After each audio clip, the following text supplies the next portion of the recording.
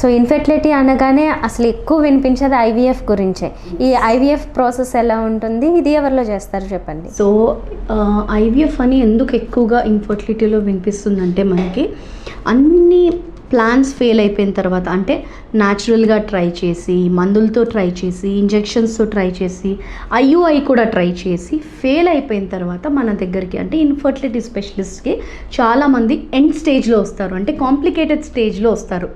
మొత్తం అన్నీ అయిపోయిన తర్వాత మన దగ్గరికి వస్తారు. కాబట్టి not everybody will need IVF, but కొన్ని క్రైటీరియా అయితే ఉన్నాయి దానికి. సో ఏంటి అంటే, ఒకటి బోత్ ద ట్యూబ్స్ బ్లాక్ అయిపోయి ఉండాలి, అంటే న్యాచురల్గా అయ్యే ఛాన్సెస్ అసలు ఉండవు వాళ్ళకి. ఇంకోటి ఏజ్ మోర్ దాన్ 35 years వాళ్ళలో ఏమవుతుందంటే, కొంతమందిలో ఎగ్స్ అనేవి తగ్గిపోతాయి. 35 years తర్వాత ఎగ్స్ అనేవి హాఫ్ ద రేట్ అయిపోతాయి. సో వాళ్ళలో, అండ్ అలానే కాకుండా 30 years వాళ్ళలో కూడా కొంతమందిలో చూస్తే ఎగ్స్ అనేవి తగ్గిపోతాయి. అంటే పువర్ ఓవేరియన్ రిజర్వ్ అనమాట. అంటే వాళ్ళలో ఊసైట్స్ అనేవి తగ్గిపోవడం వల్ల వాళ్ళకు కూడా ఇది నార్మల్గా ఐవీఎఫ్ చేస్తాం. అలానే స్పర్మ్స్ చాలా తక్కువగా ఉన్నాయి. సపోజ్ 5 million స్పర్మ్స్ నార్మల్గా కట్ ఆఫ్ అయితే 15 million మనకి normal regular sperms 15 million per ml. ఈ స్పర్మ్స్ అనేవి 10 కాదు, 6 కాదు, లెస్ దాన్ 5 million ఉన్నాయంటే it's a direct indication for IVF. అంటే అంత తక్కువ స్పర్మ్స్ ఏంటంటే ఎగ్ వరకు రీచ్ అవ్వలేవన్నమాట, అంత తక్కువ స్పర్మ్స్ ఉంటాయి వాళ్ళకి. సో అది దానివల్ల వాళ్ళు న్యాచురల్గా అనేది కన్సీవ్ అవ్వలేరు. సో ఇలాంటి వాళ్ళని సెలెక్ట్ చేసుకొని మనం, లేకపోతే ఏదైనా ఎండోమెట్రియోసిస్ అనేది ఉంటుంది. ఎండోమెట్రియోసిస్ అంటే గర్భసంచిలో ఉండాల్సిన లైనింగ్ అక్కడే కాకుండా వేరే చోట్ల వచ్చేసి అతుకుల్లాగా అయిపోతుంది. సో grade 1 grade 2 వాళ్ళకి ఐయుఐ చేసుకున్నా ఓకే, బట్ grade 3 grade 4 వాళ్ళకి, అంటే బాగా అతుకులు ఎక్కువగా అయిపోవడం వల్ల వాళ్ళకి న్యాచురల్ అయ్యే ఛాన్సెస్ చాలా తగ్గిపోతాయి అన్నమాట. సో అలాంటి వాళ్ళలో కూడా మనం ఐవీఎఫ్ చేస్తాం. సో ఐవీఎఫ్లో ఎక్కువ ఎందుకంటే ఈ కాంప్లికేషన్స్ వల్ల ఎక్కువగా వినిపిస్తుంది ఈ మధ్య కాలంలో మనకి ఐవీఎఫ్ అనేది. సో ఐవీఎఫ్ అంటే ఏంటి? ఓకే, సో మనం సహజంగా గుడ్లు 7 to 8 ఉండాలి. ఒక్కొక్క అండాశయంలో 7 to 8 eggs ఉండాలి. సో అలానే 7 to 8 eggs మనం ఏం చేస్తామంటే ఇంజెక్షన్స్ ఇచ్చి స్టిమ్యులేట్ చేస్తాం, అంటే స్టిమ్యులేషన్ అంటాం అనమాట. ఇంజెక్షన్స్ ఇచ్చి వాటిని పెంచి పికప్ చేస్తాం, అంటే ఆ ఎగ్స్ని డైరెక్ట్గా తీసుకొని అదే రోజు హస్బెండ్ స్పర్మ్స్ ఏవైతే ఉన్నాయో వాటిని డైరెక్ట్గా, అంటే ఇక్కడ చూడండి, ఇది ఎగ్, ఇది ఇంకా స్పర్మ్, డైరెక్ట్గా ఎగ్లోంచి వేసేస్తాం మనం. ఇక్సీ అంటాం అనమాట దీన్ని. ఐవీఎఫ్ కంటే నెక్స్ట్ స్టెప్ ఇది, అడ్వాన్స్డ్గా. సో ఎగ్ నుంచి డైరెక్ట్గా స్పర్మ్ వేసేస్తాం కాబట్టి ఆ ఎంబ్రియో అనేది, అంటే పిండం అనేది ఫామ్ చేస్తాం. అంటే ట్యూబ్లో అవ్వాల్సినది మనం ల్యాబ్లో చేస్తున్నాం. That is why it is called as test tube. Not that the baby will grow in the tube or something like that, but అది ఏదైతే మనం ట్యూబ్లో అవ్వాల్సింది మనం ల్యాబ్లో చేస్తాం కాబట్టి that is why it is called as, కామన్గా వినిపించే పేరు టెస్ట్ ట్యూబ్ బేబీ అంటాం మనం. సో ఎందుకు టెస్ట్ ట్యూబ్ బేబీ అంటే ఆ ట్యూబ్లో అవ్వాల్సింది మనం ఇక్కడ చేస్తున్నాం కాబట్టి it is called as test tube baby. So form అయిన ఎంబ్రియోస్ ఏవైతే ఉంటాయో అవి డైరెక్ట్గా మనం గర్భసంచిలోకి పెట్టేస్తాం. సో అక్కడికి వెళ్ళి అతుక్కొని, సేమ్ ప్రాసెస్ సేమ్, అక్కడ వెళ్ళి అతుక్కొని అది 9 months పెరగాలి. దీని పర్సెంటేజ్ ఉంటుంది success rate? So success rate అనేది వచ్చేసి depends upon the problem. Suppose చాలా సివియర్ ఎండోమెట్రియోసిస్ ఉంది, అంటే అతుకులు బాగా ఎక్కువ ఉన్నాయి, వాళ్ళలో సక్సెస్ తక్కువ ఉంటుంది. అలా కాకుండా కొంచెం యంగ్స్టర్, సపోజ్ 32 years, మిగతావన్నీ బాగున్నాయి, ట్యూబల్ బ్లాక్ ఒక్కటి తనకి ప్రాబ్లం అనుకోండి, తన సక్సెస్ రేట్ వేరేగా ఉంటుంది. అలానే 5 million ఉంది స్పర్మ్స్, బట్ స్పర్మ్స్ బాగానే ఉన్నాయి అనుకోండి, వాళ్ళ సక్సెస్ రేట్ ఎక్కువగా ఉంటుంది. బట్ ఓవరాల్ సక్సెస్ రేట్ వచ్చేసి మనకి 50 to 55% వరకు ఉంటుంది. కొంతమందిలో 60% వరకు కూడా వెళ్ళొచ్చు అనమాట ఇది. So not only here, everywhere, all over the world ఒకటి స్టాండర్డైజ్ చేస్తారు కదా, అంటే రీసెర్చ్ చేసి. So this is the standard success rate అనమాట, 55 to 60%. సో నేను చెప్పినాను కదా, ఐవీఎఫ్ అనేది నెక్స్ట్ స్టెప్ వచ్చేసి ఇక్సీ, అంటే డైరెక్ట్గా స్పర్మ్ని మనం లోపలికి పెట్టేస్తాం. చాలా చాలా తక్కువ స్పర్మ్స్ ఉన్న వాళ్ళు అంటే 2 మిలియన్ స్పర్మ్స్, 1 మిలియన్ స్పర్మ్స్ ఇలా ఉన్న వాళ్ళలో కూడా మనం తీసుకొని సెలెక్ట్ చేసుకొని ఎన్ని అయితే గుడ్లు ఉన్నాయో వాటిలో ఒక్కొక్క దాంట్లో ఒక్కొక్క స్పర్మ్, అంటే ఒక్క ఊసైడ్కి ఒక్క స్పర్మ్ మాత్రమే. Then only it will give rise to embryo అనమాట. సో ఈ ఎంబ్రియోస్ని మనం డైరెక్ట్గా పెట్టేస్తాం. So 55 to 60% chances of success rate in IVF. And ఇప్పుడు అడ్వాన్స్డ్ మెథడ్స్ అంటే లేజర్, కొన్ని గుడ్లు థిక్గా ఉండడం వల్ల వాటిని లేజర్ చేస్తామన్నమాట, అంటే అతుక్కోవడానికి.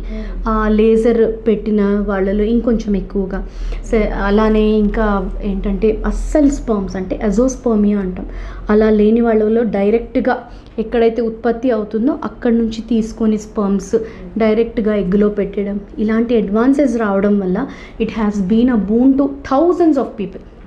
చాలా చాలా లక్షల్లో మందికి యూనో పిల్లలు వచ్చాయి and they are happy also. Like అస్సలు అవ్వలేను అనుకున్న వాళ్ళు కూడా, అంటే 0 స్పర్మ్స్ ఉన్న వాళ్ళు కూడా ఒక్కొక్కసారి లోపల నుంచి డైరెక్ట్గా టెస్టిస్ నుంచి తీసి చేసేయడం వల్ల they have become pregnant, the lady has become pregnant. So వాళ్ళ ఓన్ జీన్స్తో కూడా దే హ్యావ్ కన్సీవ్డ్ అనమాట.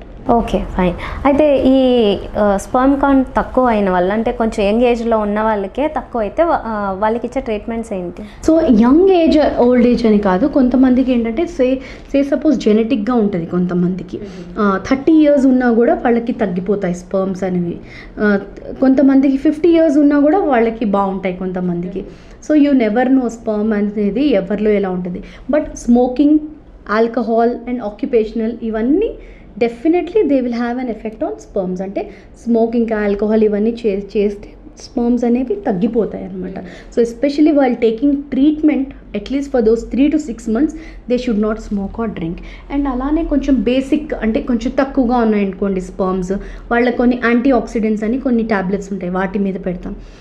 చాలా చాలా తక్కువగా ఉంటే హార్మోనల్ అనాలిసిస్ చేయించుకోవాలి వాళ్ళు కూడా. FSH, LH, టెస్టోస్టిరాన్ అని ఒక హార్మోన్. టెస్టోస్టిరాన్ అంటే that's the main hormone in men అనమాట. ఆ హార్మోన్ ఎంత పెరుగుతుంది ఏంటి అది చూపించుకోవాలి. ప్లస్ అలానే కొంతమందికి as I told you 0 sperms అంటే అజోస్పర్మియా అంటే 0 స్పర్మ్స్ ఉంటాయి. వాళ్ళలో ఎట్లా అంటే డైరెక్ట్గా మనం ఉత్పత్తి అయ్యే చోటు నుంచి తీసుకొని లోపల పెట్టాల్సి వస్తుంది. వాళ్ళకి డెఫినెట్లీ ఇక్సీ అనే ప్రొసీజరే చేయాలంటే, ఇక్సీ అంటే ఇంట్రాసైటోప్లాస్మిక్ స్పర్మ్ ఇంజెక్షన్ అనమాట. అంటే డైరెక్ట్గా మనం గుడ్డు లోపలికి స్పర్మ్ అనేది పెట్టేస్తాం డైరెక్ట్గా. So that is one thing. So that is one bone అనమాట. సో ఇలా చూసుకుంటా వెళ్తే like for lot of people who thought they could not conceive, lot of hundreds and thousands of them have benefited from this technology అనమాట. So we should be very thankful. ఈ ఎరాలో మనకి ఇన్ని problems ఉన్నా there is some kind of solution for every problem అనమాట. So మనం నిరాశపడకుండా you should go out. అంటే కొంతమంది ఎట్లా అంటే ఫీల్ అయిపోయి ఇంకా అక్కడే కూర్చొని దే విల్ స్టార్ట్, అట్లా కాకుండా you should seek help. Your gynaecologist or your infertility specialist వాళ్ళందరినీ చూసి then if you consult somebody, then only they will know your problem, then there will be a solution for it. ఇక చాలామంది మీరు అన్నట్లుగా last స్టేజ్లో వస్తారన్నారు కదా, దానికి మరొక రీజన్ ఏంటంటే చాలామంది ఇవి ఎక్స్పెన్సివ్ కదా అని చెప్పి ఇంట్లోనే అలాగే ట్రై చేస్తూ ఆగిపోయే వాళ్ళు ఉంటారు. జనరల్గా మీరు ఇప్పుడు 3 రకాలు చెప్పారు కదా, IUI, IVF, నెక్స్ట్ అలాగే ఇక్సీ అని చెప్పి, వీటికి జనరల్ ఎస్టిమేషన్ ఎంత ఉండొచ్చు చెప్తారు? IUIకి వచ్చేసి మనకి చూడండి it will be around 10 to 15,000 IUIకి అయితే. IVFకి అయితే కూడా వేరే చోట్ల నుంచి కంపేర్ చేసుకుంటే మన దగ్గర చాలా చాలా తక్కువ, రీజనబుల్. అంటే డిపెండ్స్ అపాన్ ద ప్రాబ్లమ్ని బట్టి మనకి ఎంత అనేది మనం డిసైడ్ చేస్తాం. ఇక్సీ అంటే కూడా వాళ్ళలో చాలా మటుకు తక్కువ స్పర్మ్స్ ఉన్న వాళ్ళలో ఇక్సీ చేస్తామన్నమాట. అంటే 2 million, 1 million ఉన్న వాళ్ళలో ఇక్సీ అనేది చేస్తాము. అది IVF కంటే కొద్దిగా కాస్ట్ ఎక్కువ ఉంటుంది. బట్ కాస్ట్ అనేది కాకుండా దాని ఫలితం అనేది, అంటే దాని సొల్యూషన్ ఒకవేళ వచ్చిందంటే that is more beneficial. You will forget all this troubles and then go beyond that and find a solution అనమాట. So I feel that every person should come and they have the right for child అంటారు కదా, అంటే everybody has the right for the kids, own kids అనేది. So I think if they go head with that and ఆ mind సెట్తో వచ్చి మాకు ఒక baby కావాలి అని స్ట్రాంగ్ విల్తో వచ్చిన వాళ్ళకి definitely they will be solution అని నా నమ్మకం. అండ్ ట్యూబల్ బ్లాక్స్ ప్రాబ్లము ఎక్కువ కనిపిస్తోంది ఈ మధ్య. సో ట్యూబల్ బ్లాక్స్ అంటే యాజ్ ఐ టోల్డ్ యూ, ఈ ట్యూబ్స్, ఈ గర్భసంచి రెండు మన చేతులు ఎలానో సేమ్ ట్యూబ్స్ కూడా అలా అనమాట. సో పట్టుకోవడానికి, సో ఇవి ఏం చేస్తాయి, ఎగ్స్ ఇంకా స్పర్మ్స్ని పట్టుకుంటాయి అన్నమాట. సో ఈ స్పర్మ్ ఇంకా ఎగ్స్ పట్టుకునే ట్యూబ్ చాలా థిన్గా ఉండడం వల్ల దీంట్లో ఇన్ఫెక్షన్స్ రావడం, ఎథెషన్స్ అంటే అతుకులు రావడము, లేకపోతే ఇట్లా మధ్యలో ఏమంటారు అడిషన్స్ రావడం, ఇవన్నీ ఎక్కువగా అవుతాయి అన్నమాట. Because of very thin structure వల్ల ఇవన్నీ ప్రాబ్లమ్స్ ఉంటాయి ట్యూబ్స్లో. సో ఈ ట్యూబ్స్ అనేవి ఇంకా ఇండియాలో వచ్చేసి ఇన్ఫెక్షన్స్ చాలా ఎక్కువ. వేరే వెస్టర్న్ కంట్రీస్తో కంపేర్ చేసుకుంటే మనకి ఇన్ఫెక్షన్స్ ఎక్కువ, ఎందుకంటే మనం ఉండే క్లైమేట్ అలాంటిది. అండ్ అందులో కూడా ట్యూబర్కులోసిస్ చాలా చాలా చాలా ఎక్కువ. We rank number 1 in the world for tuberculosis అనమాట. సో ట్యూబర్కులోసిస్ అనేది మెయిన్ ఒకటి ఫస్ట్ లంగ్స్లో వస్తుంది, సెకండ్ మోస్ట్ ఫేవరెట్ ఆర్గన్ దానికి ట్యూబ్స్లో వచ్చి ఫామ్ అయిపోతుంది అది. సో అది ట్యూబ్స్లో వచ్చి ఫామ్ అయినప్పుడు ఏమవుతుందంటే ఇన్ఫెక్షన్ వల్ల అక్కడ వాటర్ లాగా వచ్చేస్తుంది అనమాట, హైడ్రోసాల్ఫింగ్స్ అంటారు. సో అక్కడ వాటర్ రావడం వల్ల ఇక్కడ నుంచి గుడ్డు రిలీజ్ అయినా, ఇక్కడ నుంచి స్పర్మ్ రిలీజ్ అయినా, మధ్యలో ఆ వాటర్ వల్ల ఆ రెండు కలవలేవు. సో ఆ హైడ్రోసాల్ఫింగ్స్ తగ్గిన తర్వాత కూడా ఒక్కొక్కసారి వాళ్ళకి ఏంటంటే అతుకుల్లా అడిషన్స్ లాగా వచ్చేస్తాయి. సో ట్యూబర్కులోసిస్ చాలా చాలా ఇంపార్టెంట్ అంటే important, very crucial organism. And ఇది వెళ్ళి డైరెక్ట్గా దాన్నే అటాక్ చేస్తుంది. కాబట్టి చాలామందికి సంతానాలు ఏమీ లేని వాళ్ళలో ట్యూబ్స్ అనేది మనం డెఫినెట్గా టెస్ట్ చేసుకోవాలి. 3 years దాటిందంటే మాత్రం డెఫినెట్లీ ట్యూబ్స్ చెక్ చేసుకోవాలి. అలానే ట్యూబర్కులోసిస్ ఉందా లేదా కూడా ఒకసారి చెక్ చేసుకోవాలి. ఎందుకంటే ఒకవేళ అతుకులు ఉన్నాయంటే అది దేని వల్ల, ఓన్లీ ప్యూర్ ఇన్ఫెక్షన్ వలన, లేకపోతే ట్యూబర్కులోసిస్ వలన, లేకపోతే ఇంకేంటి అని చెప్పేసి మనం చెక్ చేసుకోవాలి, ఇన్వెస్టిగేట్ చేసుకోవాలి. Okay, so that is one thing. So ఆ ట్యూబ్స్ అనేవి బ్లాక్ అవ్వడం వలన న్యాచురల్ ప్రెగ్నెన్సీ అవ్వదు. సపోజ్ ఒక్క సైడ్ ట్యూబ్ బ్లాక్ ఉందనుకోండి, ఒక సైడ్, ఇంకొక సైడ్తో కూడా మనం IUI అనే పద్ధతి ట్రై చేయొచ్చు. ఒక్క ట్యూబ్ ఓపెన్ ఉన్నా కూడా మనం IUI, బట్ సక్సెస్ రేట్ నార్మల్గానే IUIది 20 to 25%. With single tube it will come to half, అంటే ఒక్క సైడ్ ట్యూబే కదా ఓపెన్ ఉంది. So it will be somewhere around 12 to 15%. So అది దృష్టిలో పెట్టుకొని మనం ఎంతవరకు ట్రై చేయగలం చూసుకొని, నార్మల్గా అయితే IUI ఒక 5 to 6 times చేసుకోవచ్చు మనం. బట్ వీళ్ళలో సింగిల్ సైడ్ ట్యూబ్ ఉన్న వాళ్ళలో మనము ఓన్లీ 2 to 3 times ట్రై చేసి, ఒకవేళ అవ్వలేదంటే నెక్స్ట్ ఫర్దర్గా ఏంటి అనేది ఆలోచించుకొని చేయాలన్నమాట. So that is about tubal blocks. Once ఈ స్ట్రక్చర్ వాళ్ళకి అర్థమైతే ఓకే ట్రబుల్ ఏంటనేది వాళ్ళు కూడా కొద్దిగా గెస్ చేయొచ్చు. Definitely we should educate the patient.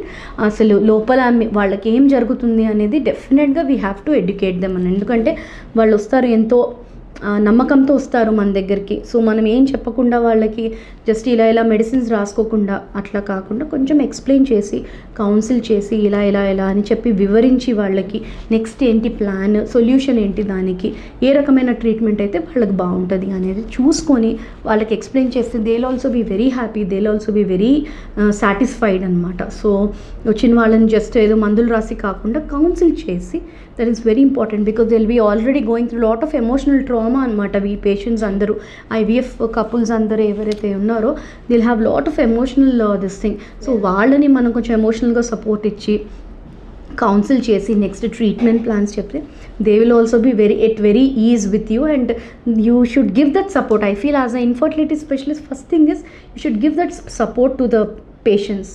then only they will have the trust with you and they will go for further treatment. And final question, చాలామంది అన్నీ న్యాచురల్గానే జరగాలి అనుకుంటారు కాబట్టి ఓకే మ్యారేజ్ అయిన కపుల్లో సహజమైన ప్రెగ్నెన్సీకి వెళ్ళడానికంటే ముందుగా వాళ్ళ డైట్లో చేంజెస్ ఏం చేసుకుంటే మంచిది? Okay, so most important things ఏంటంటే మనకి డైట్ ఉండాలి, that is a part of life style. But diet ఒక్కటే మన లోపల ఉన్న ఆర్గాన్స్ని సరిచేయదు. సో కొంతమందికి యాజ్ ఐ టోల్డ్ జెనెటిక్గా ప్రాబ్లం ఉంటుంది. అంటే ఇప్పుడు చూడండి 30 years వాళ్ళలో కూడా తగ్గిపోతున్నాయి ఎగ్స్ అనేవి. అది ఎందుకు తగ్గుతుంది? It's not because of the diet, it's not because of the life style. అంటే వాళ్ళ జెనెటిక్ పుట్టడమే జీన్స్ తక్కువ ఎగ్స్తో పుడతారు వాళ్ళు. సో అలాంటివి మనం కరెక్ట్ చేసుకోలేం డైట్తో. But of course healthy diet and healthy lifestyle is very very very important even for the couples who are undergoing. That will play a very good role. అంటే ఇప్పుడు ఎలాగైతే మందులతో మనం చేస్తున్నామో lifestyle modification is also very important. To some extent. But దానివల్ల ఈ diet వల్ల నాకు ఎగ్స్ అన్నీ వచ్చేస్తాయి అనే నోషన్లో ఉండకూడదు వాళ్ళు. ఎందుకంటే ఒక్కొక్క దానికి ఒక్కొక్క ప్రాబ్లం లాగా ఉంటుంది. సపోజ్ పీసీఓడి అనుకోండి, with diet and life style they can even get conceived. అలానే పూర్ ఓవేరియన్ రిజర్వ్ అంటే చాలా తక్కువ ఎగ్స్ ఉన్నాయనుకోండి, వాళ్ళు ఏం చేసినా అది జెనెటిక్గా, సో అది గుడ్ డైట్ తీసుకున్నా లేకపోయినా వాళ్ళకి అది అవసరం పడుతుంది, అంటే ఐవీఎఫ్ అనేది అవసరం పడుతుంది. So depends upon every problem. ఇంకోటి ట్యూబల్ బ్లాక్స్ అన్నాము, ఇప్పుడు డైట్ వల్ల అయితే అది అవ్వదు కదా, డైట్ వల్ల అయితే అది కరెక్ట్ అవ్వదు. సో దానికి సర్జికల్ ట్రీట్మెంట్ అనేది ఇంపార్టెంట్ ఉంటుంది. సో ఇవన్నీ మనం దృష్టిలో పెట్టుకొని what type of problem they have, according to that we have to give them a solution. This might be a silly question, I don't know. ఎందుకంటే already చాలా technology develop అయింది, కొత్త ట్రీట్మెంట్స్ వచ్చాయి. స్టిల్ మనకి ఇండియాలో ఏవైనా కొన్ని ట్రీట్మెంట్స్ అందుబాటులో ఇంకా లేవా, లేకపోతే ఇప్పుడు వచ్చిన లేటెస్ట్ ట్రీట్మెంట్స్ ఏంటి? Okay, good. సో ఏంటంటే most of the treatments which are worldwide available for us మనకి ఇక్కడ. బట్ ఏంటంటే ఇప్పుడు మీరు యూఎస్లో అక్కడ చూసుకుంటే ఇన్సూరెన్స్ బేస్ మీద కవర్ అయిపోతుంది, వాళ్ళకి అంత ఫైనాన్షియల్ బర్డెన్ ఉండదు. మనకు వచ్చేటప్పటికి ఏంటంటే the patient has to put them, అక్కడ పేషెంట్ ప్రతి దానికి they have to put their money. Suppose ఇప్పుడు జెనెటిక్గా ఈ ఎంబ్రియో మంచిదా కాదా అనే దానికి కూడా దేస్ అ సొల్యూషన్, పీజీటీ అంటే జెనెటిక్గా అది మంచి ఎంబ్రియోనా కాదా అనేది ట్రాన్స్ఫర్ చేసే ముందు కూడా మనం చెక్ చేసుకోవచ్చు. అలాంటి టెక్నాలజీ కూడా ఉంది. But the only thing is cost. Cost is the only thing which is restricting us from doing all that అనమాట. సో ఏంటంటే definitely all the facilities which are there all over the world are available. And మనకి అక్కడ 5-6 lakhs అయితే దానికంటే half కంటే తక్కువ దాంట్లో మనకి ఇక్కడ ఇండియాలో అవుతుంది, at the rate of same amount of skill, same amount of knowledge, same amount of technology. But మనకి ఏంటంటే ఎక్కువ మంది కాబట్టి and they have to put their own this thing కాబట్టి we are also trying to decrease. అంటే బయట కంట్రీస్తో compare చేసి it is less than half మనది ఇక్కడ ట్రీట్మెంట్, ఇన్ఫర్టిలిటీ ట్రీట్మెంట్. సో అలానే ఏంటంటే కొన్ని మరీ అడ్వాన్స్డ్ మెథడ్స్కి they have to put their own this thing కాబట్టి ఆ పించ్ తెలుస్తుంది. అక్కడైతే government will cover or insurance will cover or something like that. ఇప్పుడు మోస్ట్ ఆఫ్ ద సాఫ్ట్వేర్ వాళ్ళకి కొంతమందికి insurance and all they cover it, but the only thing is a cost పెట్టుకోవాలి. బట్ technology I think we are on par with all the other countries and for a lesser rate. The good thing is మనం తక్కువ ధరలో we are doing the same kind of technology with a better advancement అనమాట. So there's nothing to worry if we go to US, UK or India, the kind of treatment will be same. అంటే we have such good doctors also here. Okay, thank you so much doctor. చాలా బాగా explain చేసి చెప్పారు ఇన్ఫెర్టిలిటీకి సంబంధించి అసలు ఎలాంటి troubles ఉంటాయి, ఎలాంటి ట్రీట్మెంట్స్ ఉన్నాయనే దాని గురించి. Thank you. My pleasure.